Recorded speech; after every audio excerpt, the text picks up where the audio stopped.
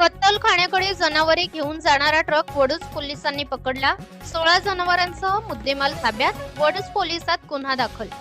बेकायदेशीरपणे जनावरांची वाहतूक करणाऱ्यावर वडूज पोलीस स्टेशनचे पोलीस निरीक्षक घनश्याम सोनवणे यांच्या पथकाने कारवाई केली आहे.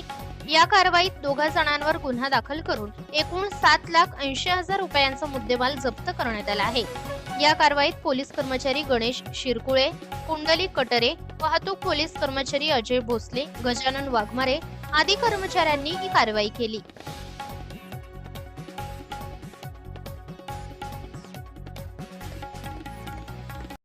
रोजी रात्री 23:30 म्हणजे 11:30 वाजण्याच्या सुमारास आमचे मायनी ओपी येथे कार्यरत असलेले ट्रॅफिकचे अंमलदार अजित काळे यांनी नित्यानंद बिअर बार समोर एक आयशर कंपनीचा ट्रक हा संशयावरून थांबवला आणि त्यामध्ये त्यांनी पाहणी केली असता त्यामध्ये एकूण 18 म्हशी आणि 2 रेडके 16+2 असे एकूण 18 म्हैस जातीचे जनावरे हे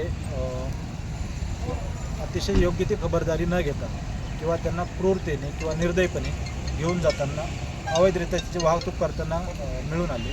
त्या अनुषंगाने त्यांनी दिलेल्या फिर्यादीवरून आज आम्ही गुन्हा नोंद करून तसंच नमूद गुन्ह्यात आरोपींना तपासकांनी ताब्यात घेतलेला आहे.